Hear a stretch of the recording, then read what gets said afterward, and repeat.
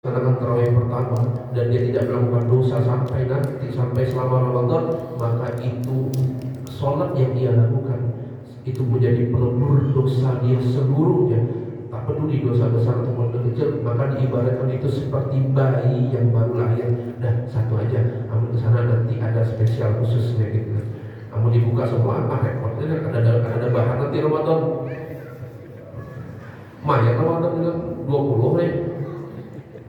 Kalau dibuka semua di sini, wah repot saya nanti.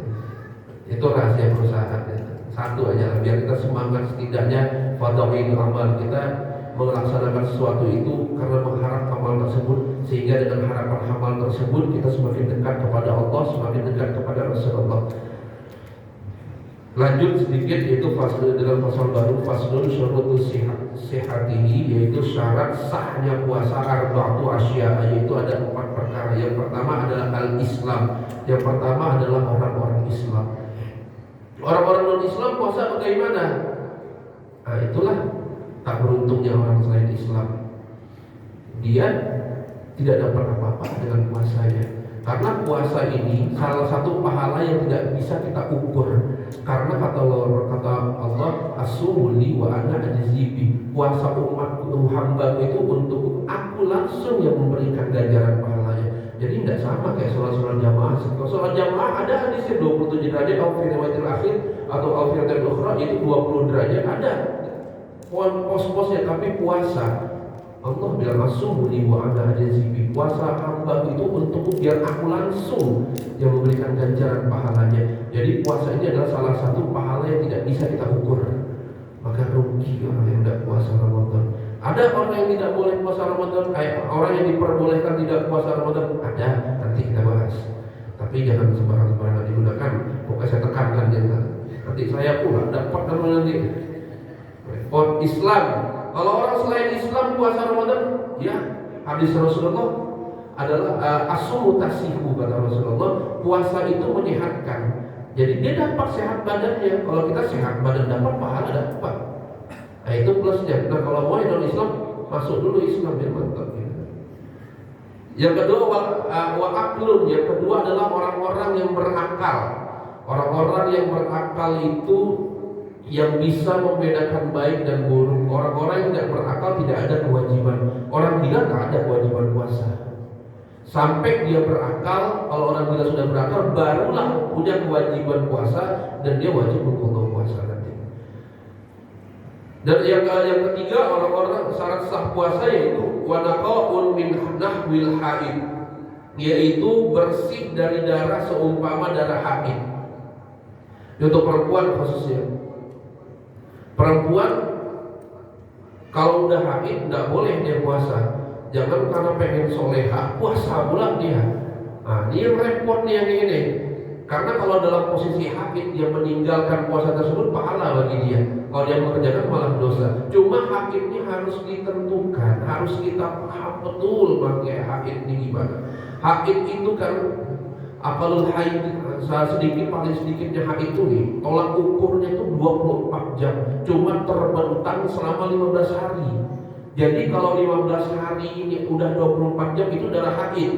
Kalau dalam 15 hari belum sampai 24 jam itu bukan darah haid, tapi damul fasad atau darah penyakit ya, atau kita bilang istihadah. Nah ini kalau orang istihadah wajib dia qada sholatnya. Tapi bila itu yang sholat yang dia tinggalkan tersebut tidak berdosa karena dia menduga dia haid, tapi dengan ketentuan fikih. Nah, fikihnya harus tahu karena fikih itu kata Imam Haddad nahnu nahkumu bizarahir. Fikih itu menghukumi yang terlihat. Wallahu ya'lamu bima sara'ir, dan Allah yang tahu yang tidak terlihat. Jadi kalau misalkan kayak gitu 24 jam harus tahu, harus bisa menduga satu hari itu berapa jam dia keluar darahnya. Nah ini perempuan yang tahu, kita kan tidak tahu Pak. Jangan pula kita duga-duga, tapi kita wajib nanya ke anak istri kita. Kalau anak kita perempuan wajib tanya, nah berapa hari sehari darah itu keluar? Kira-kira aja 3 jam Pak. Nah 3 jam kali berapa dia sampai 24? Kali 3 baru kali 7 baru 21, tambah berarti 8 hari. 8 hari Kalau dalam 8 hari itu dia 3 jam aja seharinya dia keluar darah, berarti di hari ke-8 baru bisa dinyatakan dia haid. Tapi kalau belum, misalkan 8 hari, 10 hari masih 20 jam, tunggu sampai 15 hari. Sampai 15 hari. Karena ini ketentuannya, tunggu sampai 15 hari. Kalau sudah 15 hari belum juga 24 jam, dapat dipastikan kalau darah itu adalah damul fasad atau istihadah, dan dia wajib qadha sholat 15 hari yang dia tinggal. Tapi mengkodok sholatnya, meninggalkan sholatnya bila itsmin, tidak dikenakan dosa karena dia menduga kalau dia itu sedang haid. Nah, iklan dulu. Bismillahirrahmanirrahim. Yang kedua, toharoh haid ini pula harus diperhatikan. Toharoh haid itu, maaf ini majelis mulia, saya bukan jorok, tapi inilah yang harus seperti ini pula gitu. Jadi farjunnya perempuan itu untuk menentukan dia bersih apa tidaknya, ambil tisu agak masukkan sedikit, dilap sedikit dindingnya, masuk darahnya itu harus bersih, bukan cuma di luar saja, di dinding farjun jadi agak dalam situ, jangan kedalaman sedikit ya. Nah, kayak itu bersihkan di dalam situnya. Kalau di dalamnya marfu'an, kalau ke dalamnya dimaafkan, karena tidak baik juga kalau terlalu dalam. Harus segitu dibersihkan di dindingnya itu dengan tisu 3 helai tisu, 1 buang, ambil yang kedua, ambil yang ketiga. Karena kita sudah ada tisu, amun batu repot. Nah, maka itulah itu ada tisu nih, teman ada tisu gitu kan. Nah, cuma tisu itu harus ada, bisa saya contohkan. Nah, 2, 3, 1 nanti harus begini kan, harus kayak itu. Kalau udah selesai, ini udah jadi mustakmal, tidak bisa bersucikan lagi. 2, 3, sedikit saja sampai dinding, sedikit saja. Kalau ke dalam repot. Ini tisu ini, karena ini bisa jadi alternatif juga untuk kita membersihkan di dalam. Ahsannya lagi, baiknya lagi tisunya dibasahi dengan air, itu lebih bagus. Nah, itu yang harus kita perhatikan untuk haid. Dan kalau haid ini juga harus diperhatikan lagi, dia itu masa sucinya minimal 15 hari. Jadi kalau misalkan dari haid pertama dan dengan haid kedua bentangnya itu 15 hari, kalau belum cukup 15 hari itu bukan darah haid. Contoh, tanggal 10 si fulanah bersih haid, seharusnya dia haid nanti tanggal 26. Tapi kalau di tanggal 22, 23 dia haid, maka itu istihadah. 22, 23 terkeluar sampai tanggal 26, pokoknya tanggal 26 baru dinyatakan haid, maka dia wajib itu.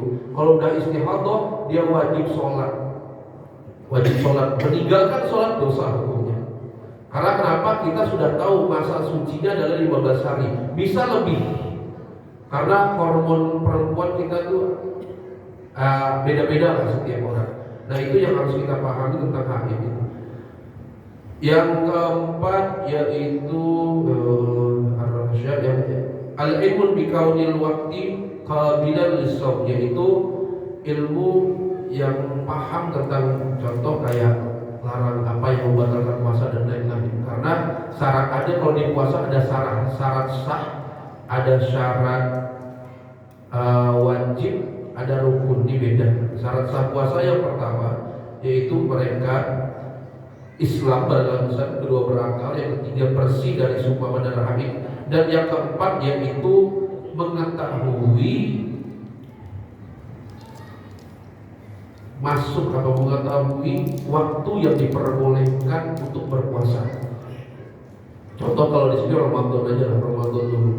Ramadan sudah pasti kita berpuasa.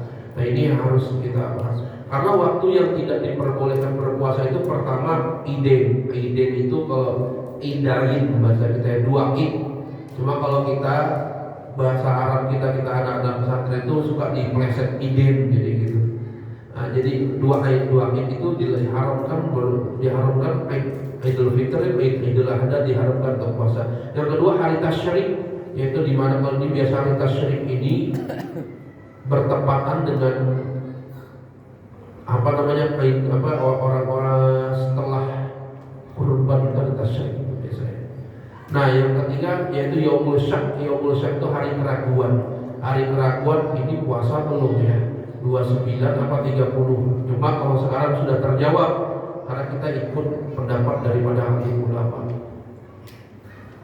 Nah, yang selanjutnya itu syurutul wujubihi khamsatu asya, yaitu syarat wajibnya puasa itu ada 5 perkara. Yang pertama tentang Islam, yang kedua wa taklif. Taklif itu orang-orang mukallaf. Orang-orang mukallaf itu adalah orang-orang yang balik dan berakal. Karena orang berakal saja kalau belum balik dia belum wajib puasa. Tapi mukallaf, taklif itu adalah orang yang berakal dan dia orang yang sudah balik. Balik ini harus kita tahu. Harus kita ingat pelajaran sebelumnya, balik alamatul bulugh. Orang balik tersebut adalah tamamu khamsa asyarata, yaitu genap usianya 15 tahun. Tapi harus kita perhatikan kepada anak-anak kita. Kalau di 9 tahun dia sudah haid, atau yang laki-laki 9 tahun dia sudah ihtilam, maka dia wajib puasa. Karena kalau berakal pasti berakal anak kita. Nah, dia harus itu, jadi harus kita tanya dulu. Maka untuk anak-anak itu sebelum dia balik dia tidak wajib puasa. Cuma wajib kita sebagai orang tua mengajarkan dia untuk berpuasa. Kapan waktunya? Ketika dia beranjak umur 7 tahun hitungan hijriyah. Dia harus paham dia PR pula sama kita. Kapan tahun hijriyah anak kita lahir, hitung. Karena untuk hukum-hukum Islam itu yang berlaku adalah kalender hijriyah, bukan kalender Masehi. Jadi harus tahu nih, anak kita umur 7 tahun, umur 9 tahun dalam hitungan hijriyahnya kapan. Nah, kalau Masehi gampang. Nanda 6 November lahirnya. 6 November 6 ketemu mudah pasti lah, tapi hijriyahnya belum tentu. Jadi harus paham tentang hijriyahnya. Anak kita kapan di usia 7 tahun, di usia 7 tahun sudah mulai kita ajarkan beban-beban syariat. Tapi dalam luar itu mengajarkan, sudah mulai kita ajarkan dia sholat, sudah mulai kita ajarkan dia puasa, sudah mulai kita ajarkan dia kalau zakat belum, zakat beda versi. Amal-amaliyah yang mengundang keridhaan Allah. Walaupun dia cuma puasa, karena anak-anak itu kan sahurnya 2 kali, jam 4, jam 11 pagi. Biarkan aja. Yang penting dia sudah tahu bagaimana dia puasa itu seperti, dia sudah punya gambaran puasa itu seperti apa. Sholat pun harus diajarkan. Bahkan sebelum usia 7 tahun boleh kita ajar sholat. Ajak saja ke masjid. Kalau yang masjid harus digawa pula. Tidak masalah dia. Tidak masalah. Karena rahmat Allah salah satunya ada di anak kecil. Makanya ulama salafuna soleh kita itu anak kecil yang belum balik pasti dicium tangannya. Karena kenapa? Malaikat rahmat masih ada sama dia.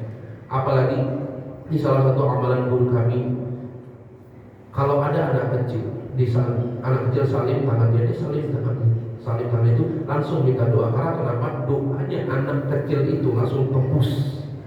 La ijabatlah, tidak ada hijab menghalangi doanya terkabul. Namun doa kita ada banyak hijabnya, pam susah pula nembusnya. Tapi doa anak kecil tangannya, anak kecil minta doakan sama anak kita kecil pun minta doakan sama dia. Karena doa itu tidak mesti hari itu terkabul, bisa jadi beberapa tahun ke depan. Karena Allah masih mensucikan dia, malaikat rahmat masih ada bersama dia. Wallahu a'lam bishawab. Kita lanjutkan besok tentang syurutul wajib, tentang orang-orang yang wajib berpuasa dan orang-orang yang tidak boleh tidak berpuasa. Kita lanjutkan di pertemuan selanjutnya. Wallahu a'lam bishawab. Mohon maaf apabila ada kesalahan dalam penyampaian atau kesinggungan dalam penyampaian.